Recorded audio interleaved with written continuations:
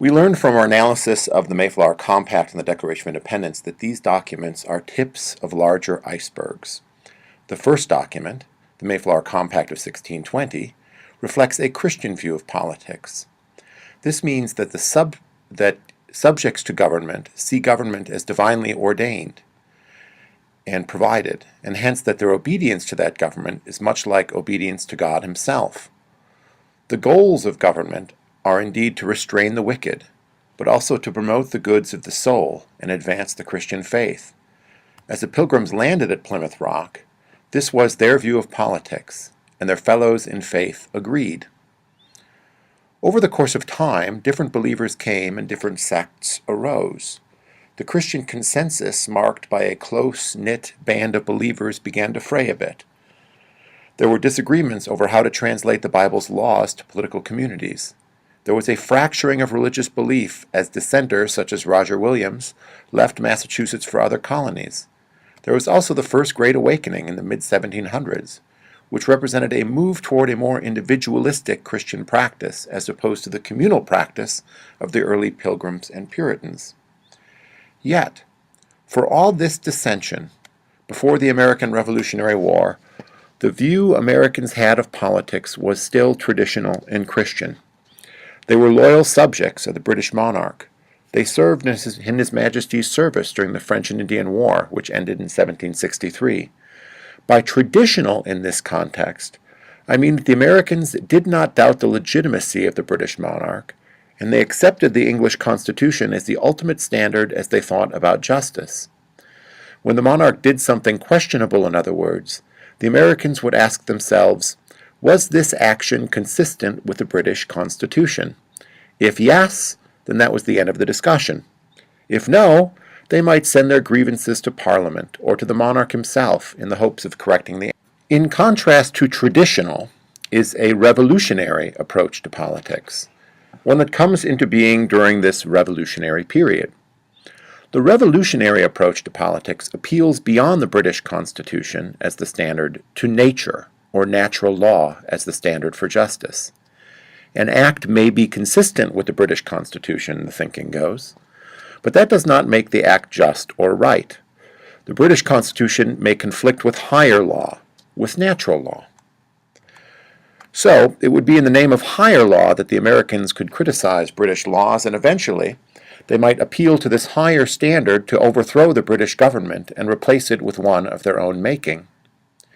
This revolutionary approach to politics is what I earlier called the liberal approach, the approach seen in the Declaration of Independence.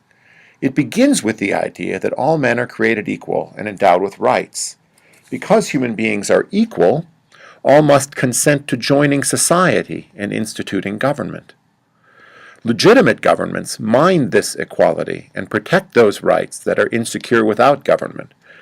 Once governments become a threat to those rights, they can, if prudence dictates, be overthrown and replaced with another.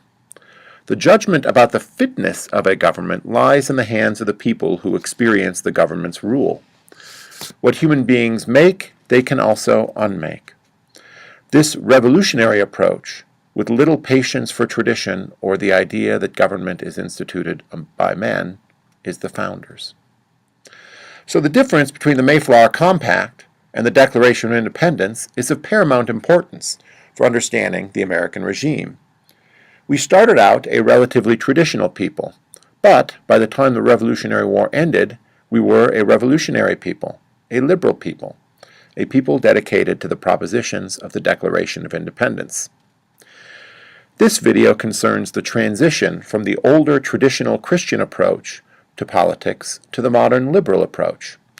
It happened during the time period between 1763 and 1774 or so, when the War of Independence began.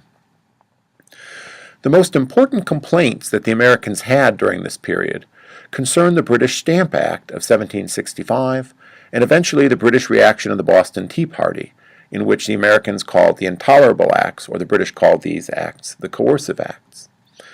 The Stamp Act of 1765 was a tax on many things, including legal documents. Americans reacted to this by passing the resolutions in what was called a Stamp Act Congress, and their complaints were heard in the British Parliament, and the Stamp Act was repealed in short order. The Intolerable Acts were passed to punish the people of Boston and Massachusetts for their role in the Boston Tea Party. In response to the Intolerable Acts, Americans joined together in its First Continental Congress of 1774 and passed the declarations and resolves of the First Continental Congress. The Stamp Act Congress and the First Continental Congress are often seen as united in purpose, as showing escalating American complaints about the British rule, and that is true. But they are much more.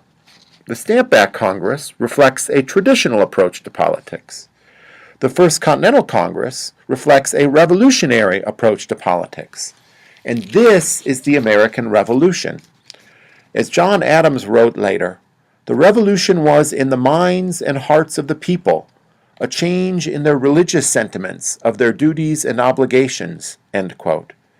These two documents give us the window to this American Revolution in the minds and hearts of the people. Let us turn to these documents. Let us begin with the resolutions of the Stamp Act Congress in the mid-1760s. This, as I say, is a traditional document, not a revolutionary one. We are going to focus on several parts of the resolutions, parts with close parallels in other later documents, to highlight the difference. First, notice the Preamble. The Americans submit themselves to the present establishment of the Protestant succession in Britain, and they present themselves quite plausibly as a people with the warmest sentiments of affection and duty to His Majesty.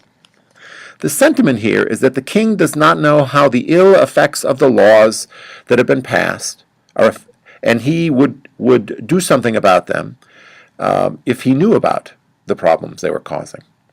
How do the Americans know that they are being aggrieved? They appeal in this respect to the most essential rights and liberties of the colonists, as found, we shall see, in the British Constitution. The Parliament's actions have violated the established ordering of things, and hence they violate tradition. What rights do the colonists have? This is the topic of Resolution 2.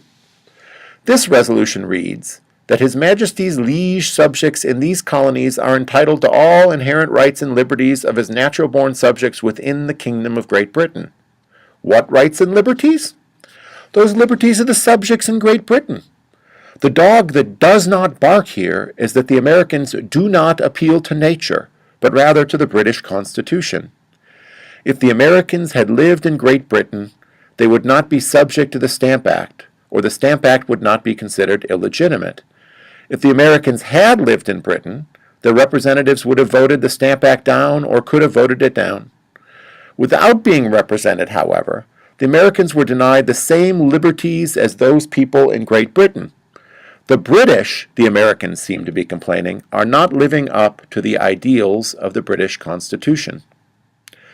This understanding of rights pervades the rest of the document. Notice, for instance, Resolution 3, which reads as follows. It is inseparably essential to the freedom of a people and the undoubted right of Englishmen that no taxes be imposed upon them but with their own consent, given personally or by their representatives. This is the cry of no taxation without representation. While there is an appeal to the freedom of a people here, the cry of no taxation without representation is made also to the undoubted right of Englishmen to consent to the laws they will be subject to. This is a characteristic of the British Constitution. In this view, in this document, the Americans appeal to the British Constitution as the standard of justice. In stark contrast to this appeal stands the resolutions of the First Continental Congress. It is a revolutionary liberal document. While the document is longer and more like a law than the Stamp Act Congress resolutions, it bears the unmistakable mark of the kind of thinking that would in 2 short years inform the Declaration of Independence. There is a longer preamble with several law-like whereases, and there is a short history of the Revolutionary period. That preamble ends with a statement about where rights come from. It is unmistakable that the Americans have added an appeal to nature that was not previously there. The inhabitants of English colonies in North America by the immutable laws of nature, the principles of the English Constitution and the several charters or compacts have the following rights. The Americans are appealing to the immutable laws of nature in addition to the mutable principles of the English Constitution. Even if the English Constitution allowed such actions as the intolerable acts, the Americans are saying, those actions would violate the immutable laws of nature, and the Americans could justly resist them. Where do rights come from?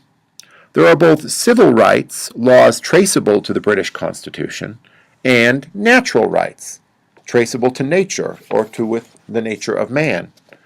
Civil rights may go beyond natural rights, but nature is the basis of them, and when civil powers violate natural rights, it is the duty of the people to fix the problem.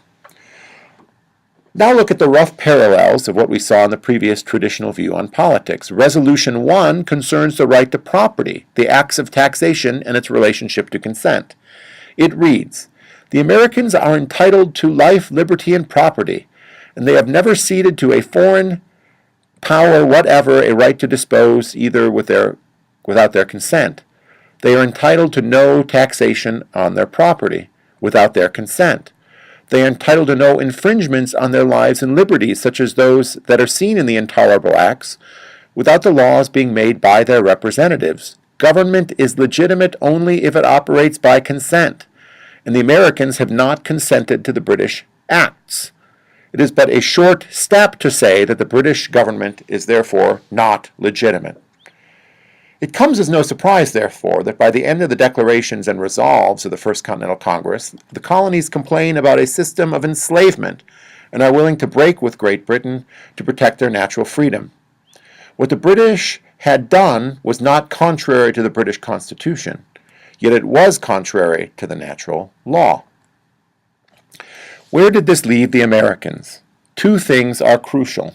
First, the change in thinking represented in these two documents justified the Americans in throwing off the British Constitution. Second, the Americans would have to institute new governments, laying their foundations on such principles and organizing their powers in such form as to them shall have seemed most likely to effect their safety and happiness. Thus the Americans would have to rid themselves of the British, and then take on the task of governing themselves. The first of these tasks is why we study the American Revolution. The second of these tasks is why we study the American Constitution. We will turn to that in the next module.